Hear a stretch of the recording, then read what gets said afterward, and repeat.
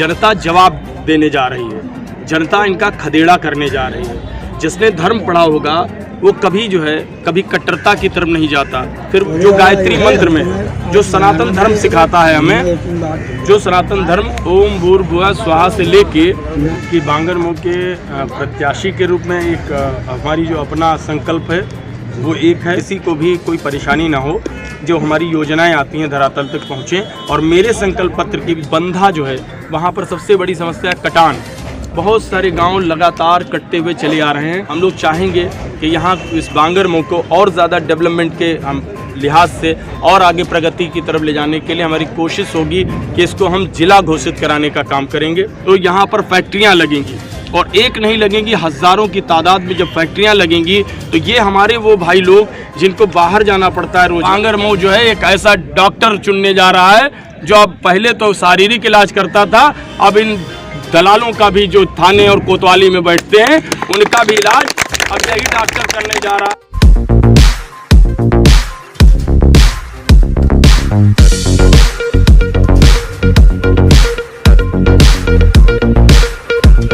नमस्कार, आप देख रहे हैं नवसर जागरण। हम हैं 162 बांगरमऊ विधानसभा के। नमस्कार, आप हैं बांगरमऊ विधानसभा के। आगामी चुनाव को लेकर आपकी क्या तैयारियां हैं? आपको क्या लग रहा है, जैसे कि अगर आप जीतने के बाद जनता के लिए ऐसा क्या करेंगे? मान लीजिए जनता ये जानना चाहती है कि हम आपको वोट क्यों करें, ऐसा आप क्या करना चाहते हैं यहाँ की जनता के लिए, बांगरमऊ की जनता के लिए, कि वो आपको ही वोट करे? बाकी प्रत्याशी। धन्यवाद। पहली चीज़ तो ये कि बांगरमऊ के प्रत्याशी के रूप में एक हमारी जो अपना संकल्प है वो एक है, और दूसरा एक है कि हमारे माननीय राष्ट्रीय अध्यक्ष श्री अखिलेश यादव जी और समाजवादी पार्टी का अपना जो है विज़न है एक, जो बहुत ही हमेशा पहले भी आपने देखा है डेवलपमेंट्स को लेके हमेशा आगे रहा है। एक कदम हमेशा जो है डेवलपमेंट को प्राथमिकता दी है। तो ऐसे में सबसे पहले हम एक तो संदेश है मेरा कि हम लोग सोशल हार्मनी पर काम करेंगे। पहले तो सांप्रदायिक सौहार्द बना रहे, और दूसरा हम लोगों की ये जिम्मेदारी होगी कि जो समाजवादी पार्टी के जैसे हम जो आपका 300 यूनिट्स जो हमारी बिजली है वो मुफ्त दी जाएगी, हम उसको अच्छे ढंग से धरातल तक ले जाने का काम करेंगे। उनमें सारे ऐसे अधिकारियों की ऐसी व्यवस्था करेंगे कि वहाँ पर अगर यदि कोई भी किसी को भी कोई परेशानी ना हो, जो हमारी योजनाएं आती हैं धरातल तक पहुँचें और मेरे संकल्प पत्र की भी योजनाएं सही ढंग से पहुँच सके। इसके लिए हम लोग जो है कोशिश करेंगे कि हेल्पलाइन भी जारी करेंगे। और दूसरा बहुत ही पारदर्शी ढंग से बिना भेदभाव के जो भी समाजवादी योजनाएं होंगी उनको हम लोग कोशिश करेंगे पहुंचाने का काम करेंगे। इसके बाद हम लोगों का ये रहेगा कि मेरे अगर व्यक्तिगत आप पूछेंगे एज ए कैंडिडेट, तो बांगरमऊ के लिए सबसे पहले मेरा जो वो रहेगा कि कटरी के विकास के लिए, समग्र विकास के लिए और कटरी की तमाम आए दिन की समस्याओं को दूर करने के लिए हम लोग सबसे पहले एक कोई बड़ा जो है कोशिश होगी पैकेज लाने के लिए, कि ताकि एक ऐसा राहत पैकेज आए जिसमें वहाँ पर कुछ इस तरीके के इंस्टीट्यूशंस हों या रोजगार परक शिक्षाएं हों, जिससे वहाँ पर लोग जो हैं अपने आप को वहीं से शिक्षित होकर वहाँ के नौजवान रोजगार भी पा सकें। शिक्षा का वहाँ अभाव दूर किया जाए, हायर एजुकेशन को जो है उसके सेंटर्स जो हैं स्थापित किए जाएं।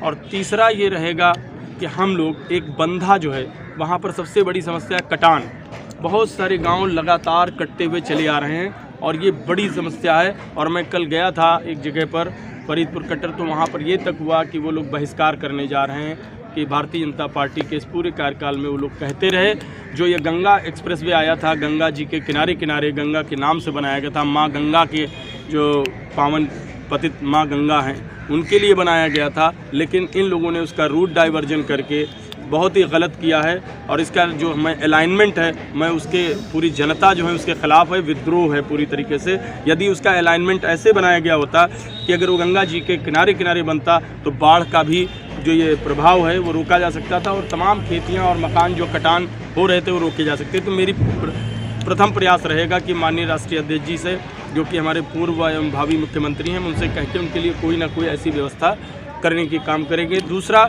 मेडिकल कॉलेज और ट्रॉमा सेंटर को लेकर हम लोग कोशिश करेंगे कि ऐसी जो सुचारू व्यवस्थाएं दी जाएं कि यहाँ के तमाम हमारे जो लोग हैं जो परेशान हाल, उन्हें अच्छी चिकित्सा व्यवस्था जो है मुहैया हो सके। और तीसरा हम लोगों का ये रहेगा कि जो लोग इसको बांगरमऊ है इसका डेवलपमेंट, चूँकि ये बहुत ही व्यापारिक प्रवृत्ति का हमारा ये विधानसभा है और कस्बा है, हम लोग चाहेंगे कि यहाँ इस बांगरमऊ को और ज़्यादा डेवलपमेंट के लिहाज से और आगे प्रगति की तरफ ले जाने के लिए हमारी कोशिश होगी कि इसको हम जिला घोषित कराने का काम करेंगे। और हम लोग चाहते हैं कि जो हमारे युवा हैं, युवा वर्ग है और बहुत सारे यहाँ के बहुत जो और भी अन्य वर्ग है, उनके लिए एक सुरक्षित और बहुत ही ज़्यादा स्वस्थ वातावरण देने के लिए हम लोग पार्क का जो है निर्माण करेंगे। उन पार्क इसलिए क्योंकि मैंने कई बारी देखा है रोड के किनारे बच्चे दौड़ते हुए मिलते हैं सुबह के वक्त में 3 बजे 4 बजे।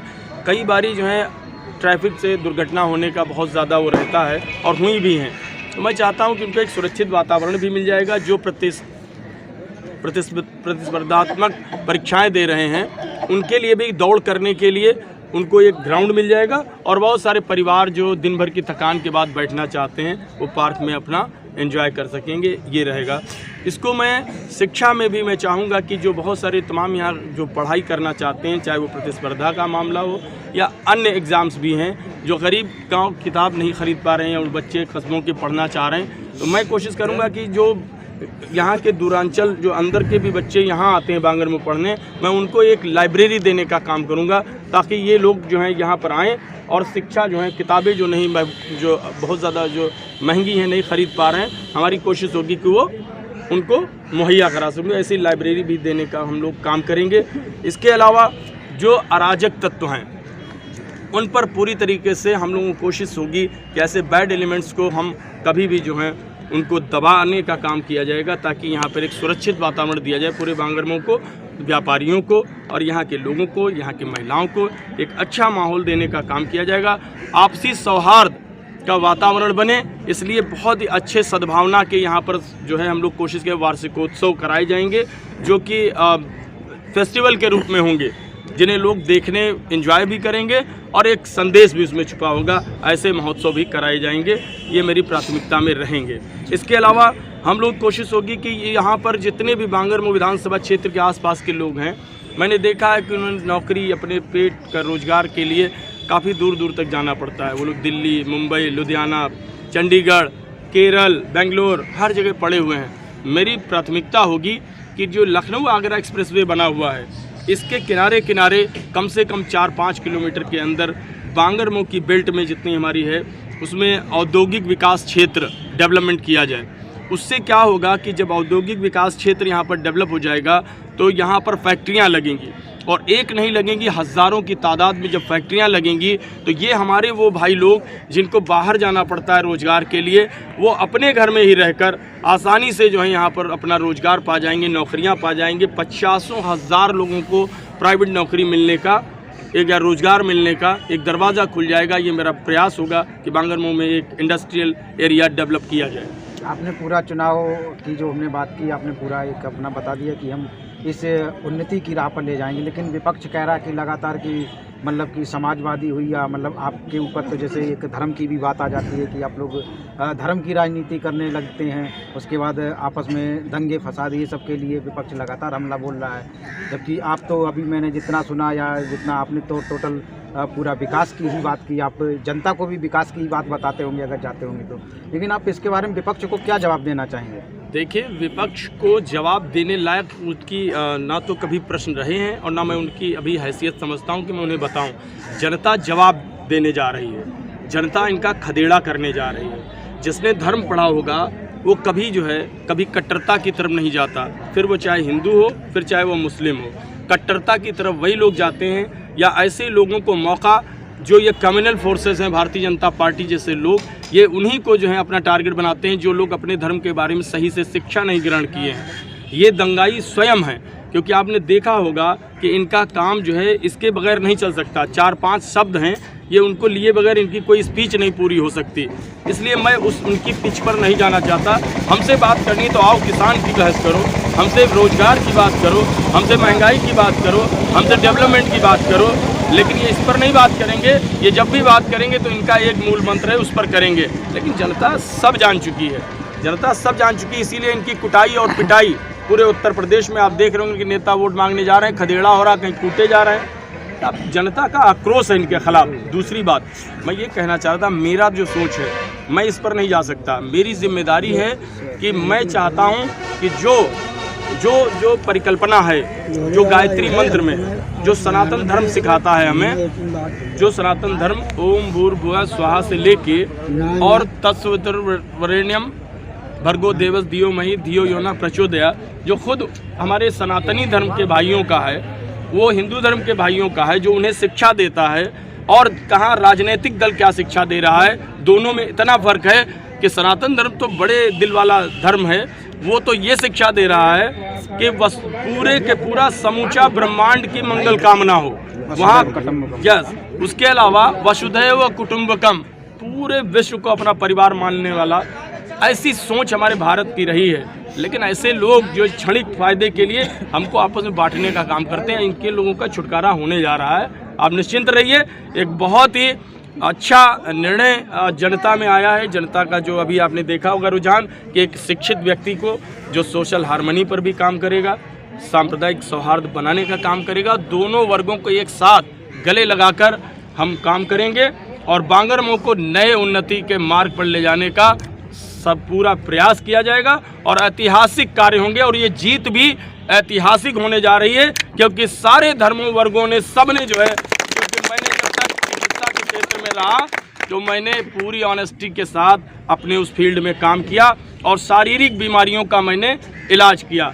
अब इस वक्त मैं राजनीतिक डॉक्टर बनने की राह पर हूँ, पॉलिटिकल डॉक्टर बनने की राह पर हूँ और समाज की इस बार शारीरिक नहीं, समाज की जो बीमारियां हैं जैसे कि करप्शन, उसके बारे में, और चाहे दूसरे तमाम समाज की वो बीमारियां हैं, उनको पूरी तरीके से उनका इलाज करने के लिए बांगरमऊ जो है एक ऐसा डॉक्टर चुनने जा रहा है जो अब पहले तो शारीरिक इलाज करता था, अब इन दलालों का भी जो थाने और कोतवाली में बैठते हैं उनका भी इलाज अब यही डॉक्टर करने जा रहा है। यहाँ जो तमाम गरीबों का पैसा का जो शोषण हुआ है, ऐसे लोगों का भी इलाज होना शुरू होने वाला है। इसलिए मैं जानता हूँ कि शरीर का भी इलाज और समाज का भी इलाज पूरे अच्छे तरीके से ईमानदारी से करूँगा, ये विश्वास है मेरे तमाम साथियों को। एक प्रश्न आपसे और था, मैंने अभी विपक्ष से बात की, मैं नाम नहीं बताना चाहूँगा। उन्होंने सीधा सीधा आरोप लगाया है कि आप लोग कोरोना के समय में आप लोगों ने कोई काम नहीं किया, जबकि वो लोग कोरोना के समय लगातार लगे रहे। आप ऐसा कुछ बताना चाहेंगे कि कोरोना के समय आप सक्रिय थे? यदि मेरी वो एक देश की बहुत बड़ी बीमारी थी और इस समय चल भी रही है। यदि मुझे लगता है मीडिया के लोग हैं और मैं चाहता हूं दर्शक भी जो देख रहे हैं और मुझे सुन रहे हैं, वो कम से कम मेरा जो फेसबुक का जो हमारा आईडी है वो है मुन्ना अलवी, इसको जाएं और आप खोल लें और उसके बाद ये तय करें कि ये वो व्यक्ति, जिस व्यक्ति ने एक साधारण सा आपका बेटा, आपका सेवक, बांगरमऊ का एक भाई, उसने 72 दिनों तक लगातार समाजवादी किचन की स्थापना करके 900 परिवारों को लगातार भोजन का व्यवस्था की थी।